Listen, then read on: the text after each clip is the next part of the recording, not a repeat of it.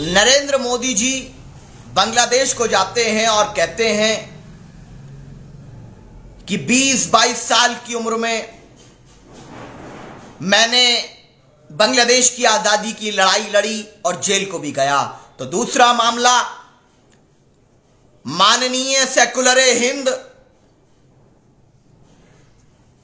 रफीकुल मुल्क के लख्त जिगर वजीर आजम के बहुत करीबी मुलायम सिंह जी के बेटे अखिलेश यादव जी का बयान आज का।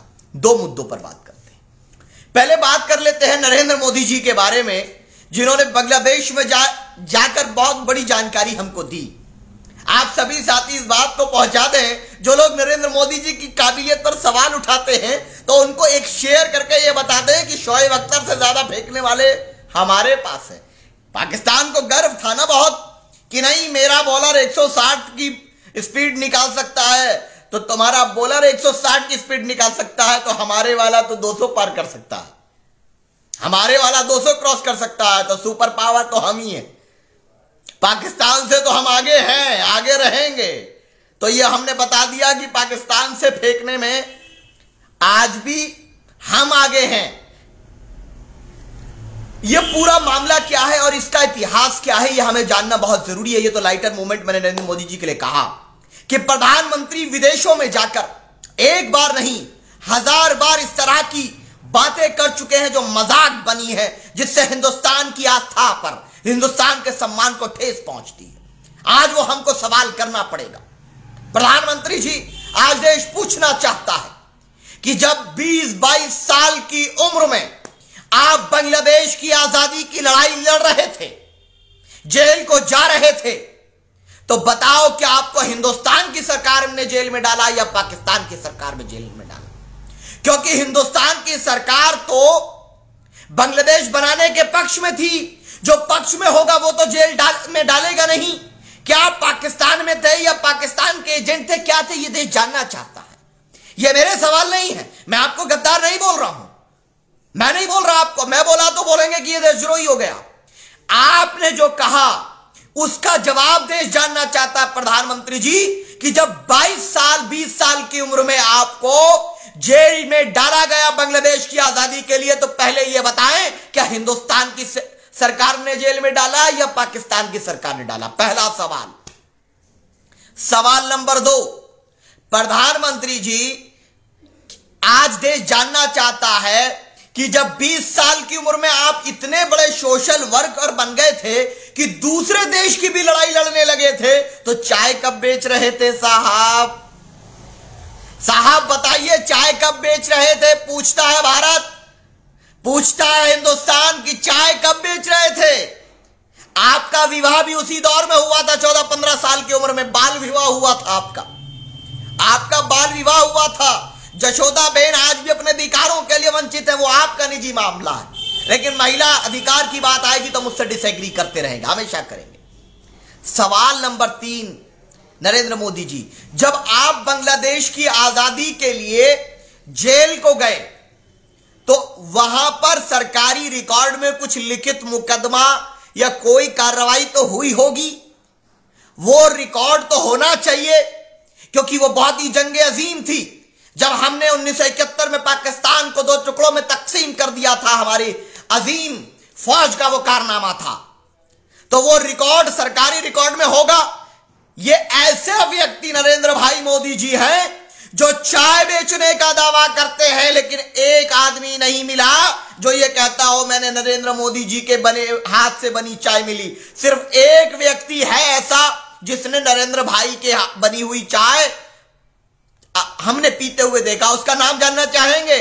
आप बताएं कमेंट करके कि क्या आपने भी देखा कोई व्यक्ति? हाँ, मैं बता रहा हूं, एक व्यक्ति है जिसको नरेंद्र मोदी जी ने चाय पिलाई थी, उसका नाम कमेंट में करके बताएं भाई, और नहीं तो मैं बता दे रहा हूं, उसका नाम है Barack Hussein Obama, prime minister कह लीजिए या head of state, president of America.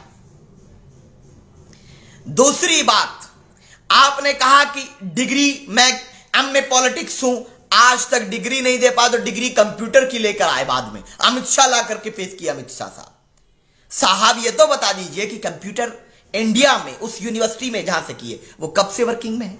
सवाल नंबर 3, आपने कहा कि हम बांग्लादेश के लिए लड़ रहे थे, तो कैसे आपका वो दिल है जो बांग्लादेश के लिए धड़क रहा था, लेकिन हिंदुस्तान के अंदर आपके प्रधानमंत्री नहीं बल्कि मुख्यमंत्री रहते हुए गुजरात के अंदर जानवरों ने, शैतानों ने, आतंकवादियों ने और कुछ लोग आपके साथी थे, उन्होंने हिंदुस्तानियों की हत्या की थी।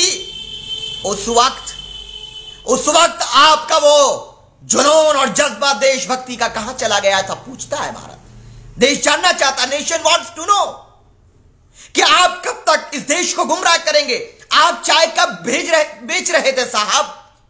जब 8 साल की उम्र में चाय बेच रहे थे, 14 साल की 15 साल की उम्र में आप विवाहित हो गए और 20 साल की उम्र में आप इतने बड़े क्रांतिकारी हो गए, अपने देश की फिक्र छोड़ करके बांग्लादेश के लिए लड़ने वाले बन गए। और जबकि हिंदुस्तान तो बांग्लादेश के समर्थन में खड़ा था, तो आपको जेल भेजा किसने? पाकिस्तान ने भेजा था। मैं इसीलिए पूछता हूं कि पाकिस्तान से क्या रिश्ता है? और अगर पाकिस्तान चले गए कल को नरेंद्र मोदी जी, तो क्या कहेंगे?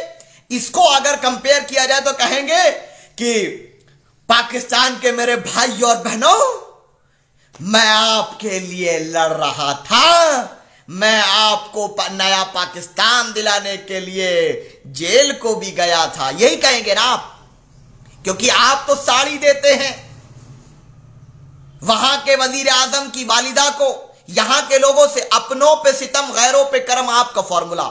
लेकिन कुछ लोगों को लगा कि नरेंद्र मोदी जी की काबिलियत पर शक है। उनको मैं बता दूं, ये जो ताजमहल बनाया है, वो बनाने वाली शख्सियत नरेंद्र मोदी जी है। कौन है?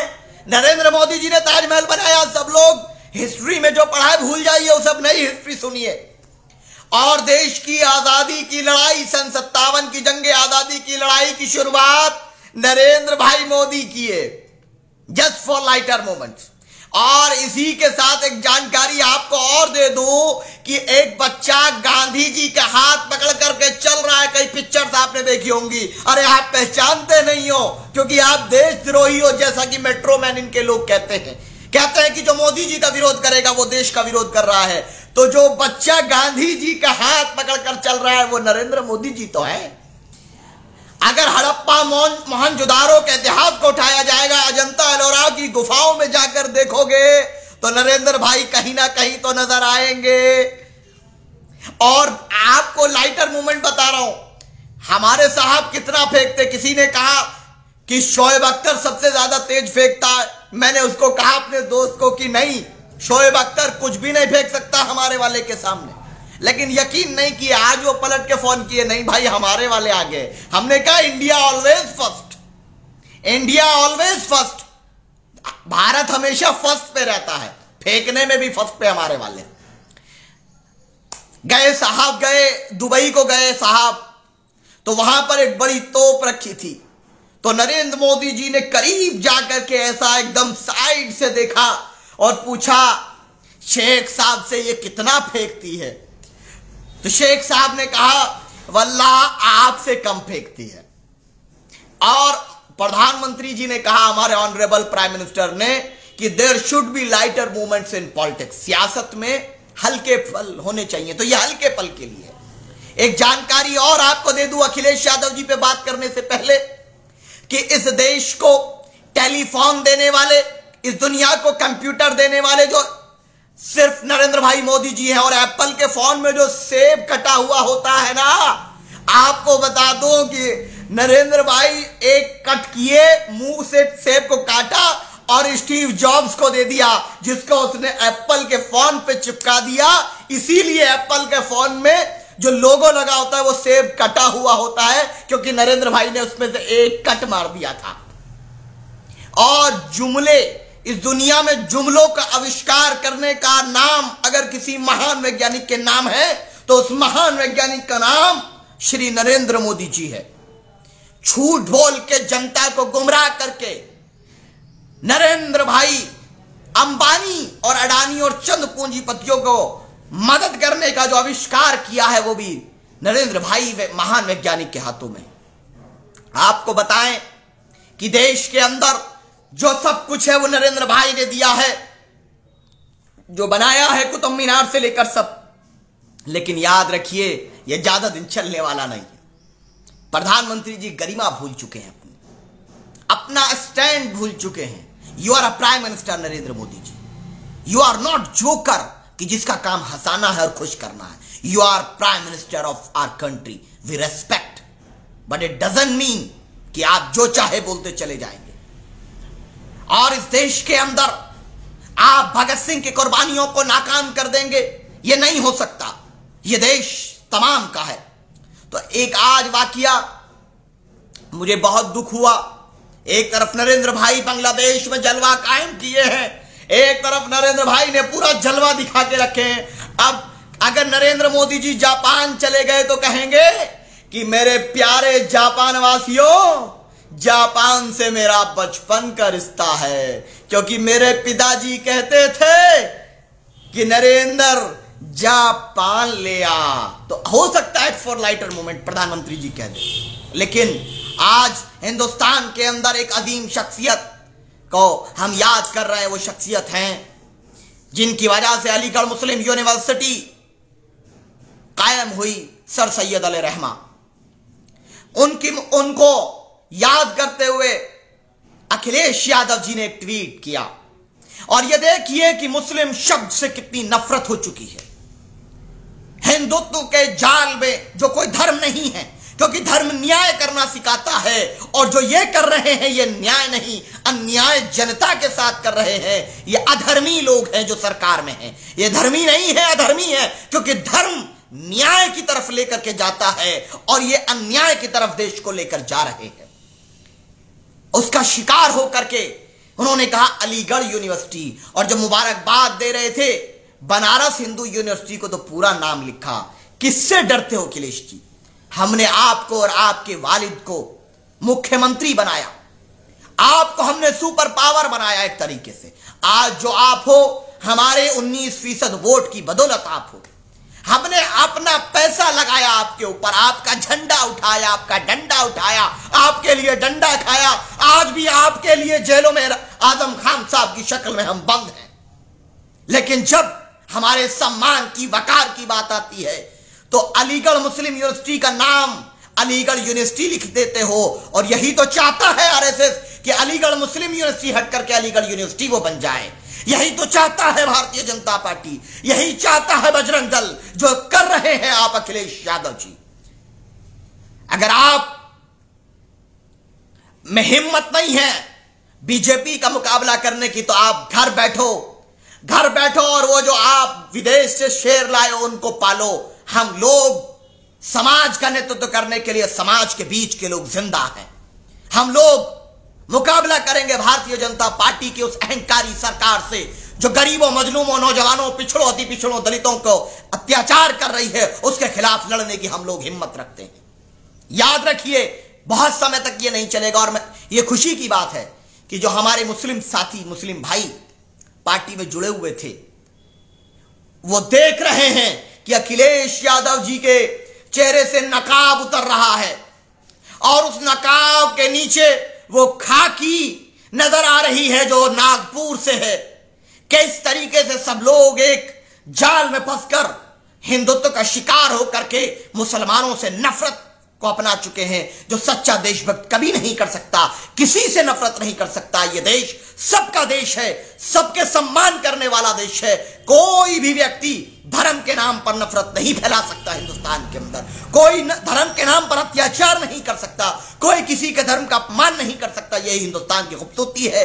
इसीलिए भगत सिंह, ब्रिगेडियर उस्मान, अशफाकुल्लाह खान, वीर अब्दुल हमीद से लेकर तमाम उन उलमा इकराम का जिन्होंने जिहाद का फतवा अंग्रेजों के खिलाफ दिया, सबका किरदार, सबका कैरेक्टर, सभी की कुर्बानियां इसीलिए थी कि ऐसा खूबसूरत हिंदुस्तान बने। लेकिन अखिलेश यादव जी, दुख होता है, हमने आपको क्या नहीं दिया बताइए? क्या नहीं दिया? जो मांगा आपने दिया। आपको लहू दिया, आपको वोट दिया, आपको नोट दिया, आपके लिए जेल में गए, आपके लिए डंडा खाया। लेकिन आपने हमें बदले में क्या दिया अखिलेश यादव जी? अंबेडकर नगर में पुलिस कस्टडी में मौत हो जाती है एक मुस्लिम नौजवान की, तो आप एक ट्वीट नहीं करते। अगर वो यादव होता तो फिर आप क्या करते? हमारी टीम लगातार उसमें कोऑर्डिनेट करती रही और एसओजी पर बाद में फिर हमारे प्रयास के बाद, सभी साथियों के प्रयास के बाद मैं मुबारकबाद देता हूं जिन्होंने कोशिश की, सब लोगों को, हमारी पूरी टीम के और सब लोगों को प्रयास के बाद जाकर के एसओजी पर 302 का मुकदमा दर्ज हुआ। हम खालिद मुजाहिद की बात करते, डीएसपी जियाउल हक की बात करते, किस किस की, जो डीएसपी जियाउल हक के मर्डर में आरोपी हैं उनके घर तो आप चले जाते हैं, लेकिन एक ट्वीट नहीं कर पाए आप। डासना वाले मामले में एक ट्वीट नहीं कर पाए अखिलेश यादव जी। क्या हम गुलाम हैं? हम किसी के गुलाम नहीं। हम जो हमारे क्षेत्र में, हमारे समाज में और हमारे नेतृत्व को मजबूत करेगा, हम उसके साथ खड़े होंगे। याद रख लीजिए, इस देश के अंदर जितना अधिकार आपको है उतना ही अधिकार हमें भी है अखिलेश जी। दूसरी चीज, अजान पे परेशानी कहते हैं, अजान पे प्रॉब्लम है कुछ लोग को, तो उनको मैं कहूंगा मुझे तुम्हारे हंसने से प्रॉब्लम है। माननीय उच्चतम न्यायालय इनके हंसने पे पाबंदी लगाए, मुझे ठेस पहुंचती है जब वो हंसते हैं। उनकी गाड़ी के बजते हुए हॉर्न से मुझे दिक्कत, ठेस पहुंचती है। उनकी गाड़ी पर पाबंदी लगाई जाए। उनकी गाड़ी से निकलते हुए धुएं यानी स्मोक से जो पॉल्यूशन फैलता है उससे मुझे घुटन महसूस होती है, तो उनकी गाड़ी पर पाबंदी लगाई जाए। क्या बकवास कर रहे हैं? सरकार की नाकामी छिपाने के लिए सब नाटक कर रहे हैं। एक कहता है कि नकाब पे पाबंदी, अरे नकाब औरतों की हिफाजत का हथियार है, औरतों के सम्मान का हथियार है, ये महिलाओं का अधिकार है और उस अधिकार को कोई नहीं छीन सकता, ऐसा हमारा संकल्प है। याद रखिए, देश के अंदर नफरत के बुनियाद पर चंद दिन सरकारें चलाई जा सकती हैं, चंद लोगों को गुमराह किया जा सकता है, लेकिन आखिर में मुद्दे ये हैं कि सब, हर समाज का राजनीतिक नेतृत्व हो, उसकी शिक्षा हो, और कुछ लोग भाजपा को मदद करते हैं तो याद रखिए मदद करने वाले भी नहीं बचेंगे। याद रखो, मदद करने वाले भी नहीं बचेंगे, सबका नंबर आएगा। नहीं तो आज भी छोड़ दो ये सब कुछ, आओ न्याय की तरफ, आओ शांति की तरफ, आओ अहकाम इलाही निज़ाम मुस्तफा के राज को कायम करें और संपूर्ण मानवता के साथ न्याय करें। चाहे मल्ला कश्यप कुमार चौधरी, चाहे जाट हो, गुज्जर हो, पाल प्रजापति मौर्य, कश्यप कुशवाहा, कोई भी हो, हर समाज के साथ न्याय करें। आइए, खुदा हाफिज, जय।